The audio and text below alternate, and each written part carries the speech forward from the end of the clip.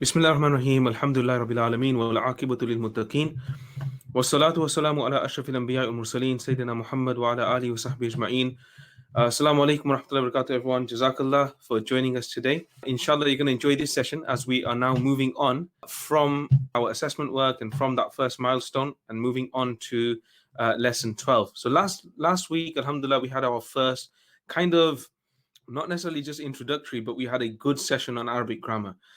So it was maybe a bit intense in some stages, but inshallah, I think you will have enjoyed it, and you will start to see just how all of this grammar goes together, and it actually beautifies the Arabic language as well. So it's an amazing part of Arabic language. Just commonly people hear that, or just changing a fatha, dhamma, kasra, a zabar, zir, pesh around can change the meaning, and that's actually pretty true.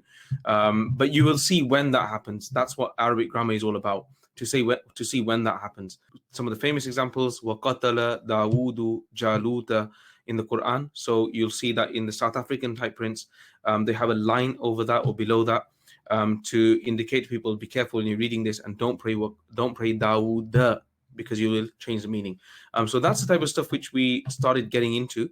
We went into a bit more detail about mubtada khabar, and I wanted to put this question, so mashallah, two people did give us an answer, and it's all along the same line that alhamdulillah, our intention to study Arabic, and the reason why we love studying Arabic is because it connects us to the Quran, right? It allows us to understand the Quran and ultimately connect with Allah and His Rasul sallallahu alaihi wasallam. So it's I think mashallah, most people that have come through, I don't know anybody that has come through on the Shine module and Quran has not been their focus.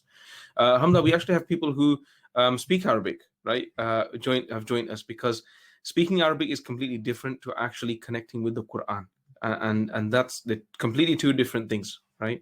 Another amazing fact, just before we move forward, I didn't plan to say any of this, but I met an Arab scholar once, and he learned of us teaching Arabic at Shine.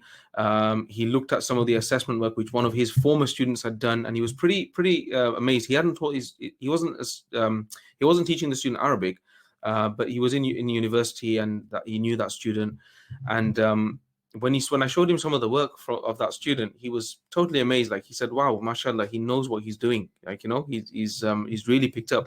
And then he said something really amazing to me. And there was another student who's still studying with us at Shine, who was there, and he said that the scholars of the Sihah Sitta, the 6 most authentic books of Hadith, he said they were not Arabs.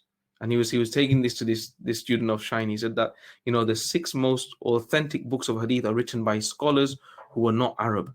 And so he was saying to him that speaking Arabic is something else, but he goes that if you want Arabic, it's got to be for Quran. So just something which was I thought would be nice to mention